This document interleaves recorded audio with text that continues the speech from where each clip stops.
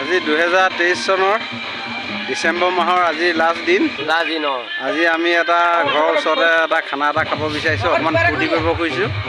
এইকেইজন আহিছে, গোটেইকেইজন আহিছে। কি ক'ব আপোনালোকক, কিবা এটা ক'ব হ'ব কওক। এইজন আমাৰ ডম্বৰু হেমকান্তৰ ওৰফে। ভালে লাগিছে আমাৰ এইফালে ভালে লাগিছে। জানুৱাৰী হেভি মাঘৰ বিহু সমূহ ৰাইজক অশেষ ধন্যবাদ জ্ঞাপন কৰা হ'ল। অতিথি শুশ্ৰূষাটো কেনেকুৱা পাইছে? অতিথি শুশ্ৰূষাটো কেনেকুৱা পাইছে?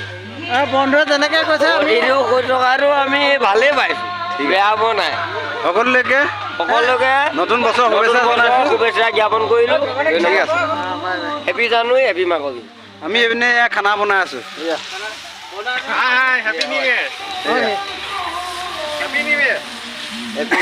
মাংস মাংস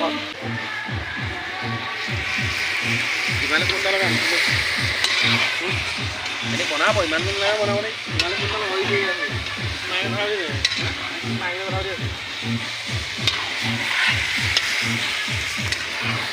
মাংস অলপ মুখখন লাগি যাব।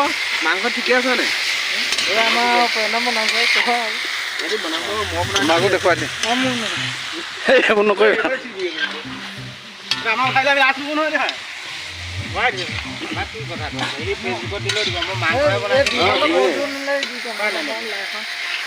একো নহয়, ওলাবা তুমি।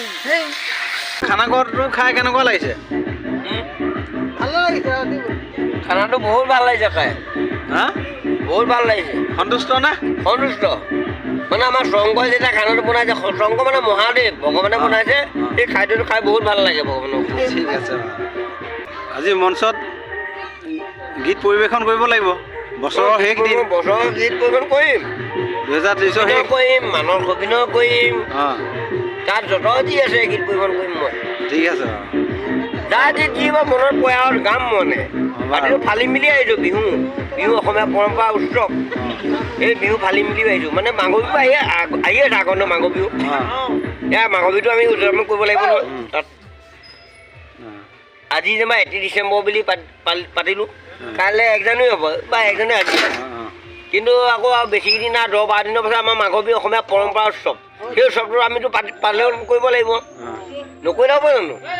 নকৰিলে আমাক থু বুলি ৰাইজে হিংসা কৰিব, থু বুলি ক'ব। আমি অসমীয়া যদি মাঘৰ বিহুটো পাতিব নোৱাৰোঁ, আমাৰ থুৰীয়া পাব।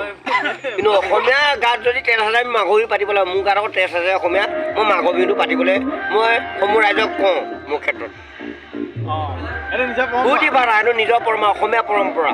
অসমীয়া পৰম্পৰা কি? মাঘৰ বিহু ভোগালী এসাঁজ ভাত, মাছেই হওক বা নিমখ ভাতেই হওক, যি খাওঁ বছ সেইটোৱে পৰম্পৰা মানুহৰ। একেলগত সমূহ ৰাইজে একেলগত তাত ডেন্স কৰা, কি কৰা, ফূৰ্তি কৰা, তোমাৰ নিজৰ কথা। Thank U. ডেন্স কৰিব লাগে, ফূৰ্তি কৰিব লাগে, বছ সেইটোৱে আনন্দ উৎসৱ, সেইটোৱে কয়।